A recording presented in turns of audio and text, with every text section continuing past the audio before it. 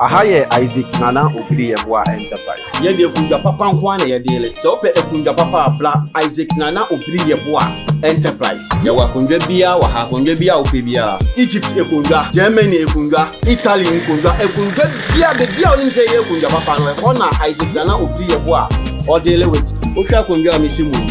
Na wangasa ohwa kundwa we Egypt enye China de ni. Eye Egypt akundwa.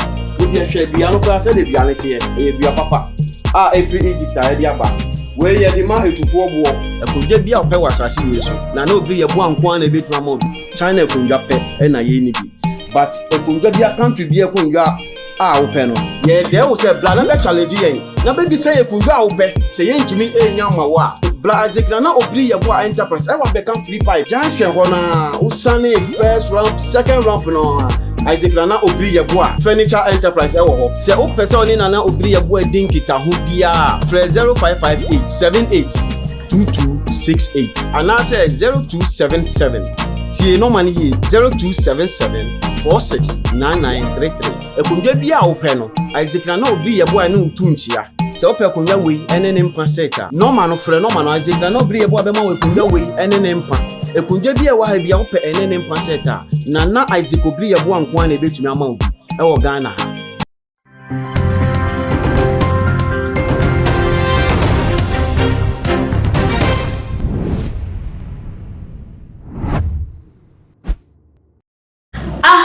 Too much age Ghana wahala jumedie ena ebre asonse musonfo woni aba ekeskapa mede eba ebeba somo se de dane daye no mo amunim se ade chi a ade sebia na chese ensem foforo na ena ekoso ewo yap no eso na se 20 ye na ye nyache so ade biara edade na chese ensem no eba ewo se yemfameto eya apno so ne yempeni nyina ne pomasi bre na mene wo ekasa yi ade eye Tracey Boakye ena oguso eda apaso Ghana for ehoro no se amame we dey how this is not the right time for you to do this debi ebre was we we na twam oh ya wa ye no krampo no emma wo endu eye level a o ye de o expect na say category no emma ye ntimi emfa wo enka eye ehu bi den ena Tracey Boakye aye this time around Ghana for ekasa ense we e de ache no ene de ye koda esore ya na chese eye Tracey Boakye ababontin video of eye mifie awatimu no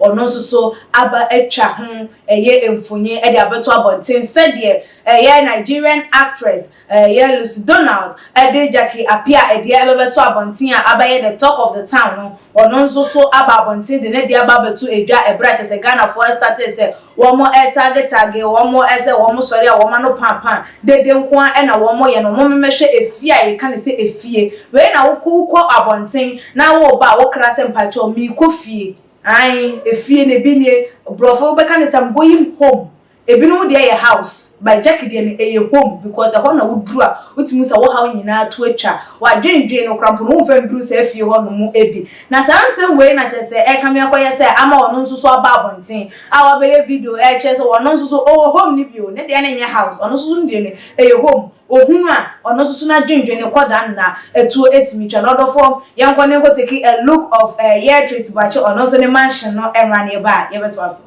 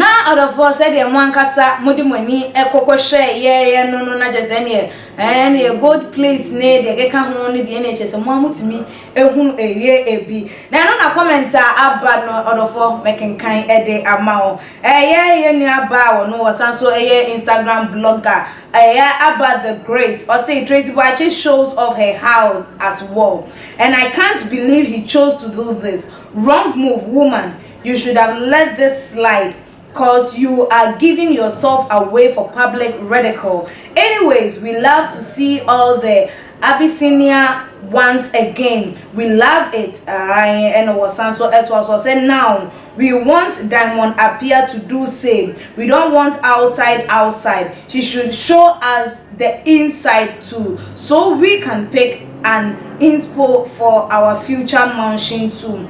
I am very sure you did this to shade Langa, not Jackie, because that's another top knot level. You all are not yet there. And no any nuaba no comment just what them eba to abontim and ebinum so say it is what it is. Ebinum dear and ebi what you ordered versus what you got.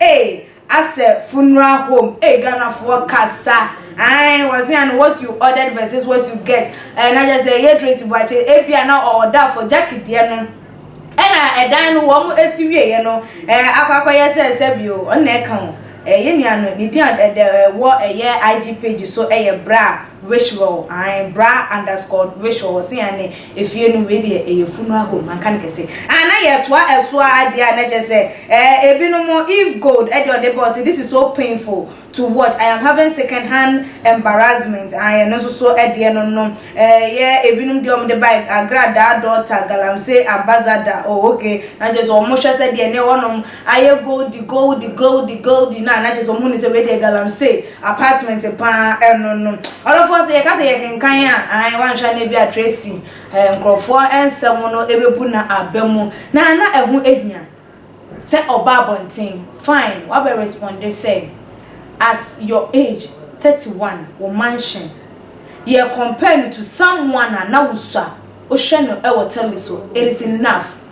Ebinuma appreciate you sampa as 31 na so so wetimi asida we ye landlady na say Jackie enso so a wo hwe no wo nkwala bremu na say enne ye compare wo to no that means you've also achieved something. Enti na say okay no anu no nka won ma the sleeping dogs line na so wo ba bonten esan so ema ye kwo anase wo akotwa ne dem de aba say yenso so ye nhwe Ghana fo so enhwem na say kamia kwa ye say zabio o shemi wo bi na ne bi no mu ni way entimi emma Jackie ensu entimi manensere entimi maneshe because onum pepe so we do ne dan no say the ram the ekan no 9 years and our planning ye started so we build that house that mansion international say enye de yi enne na mafo dia within 1 year na just we sit down within 6 months na we no there be na sa ensem we ebabeto abontin de bi no so e ka say Diamond Appiah said the Tracey etimi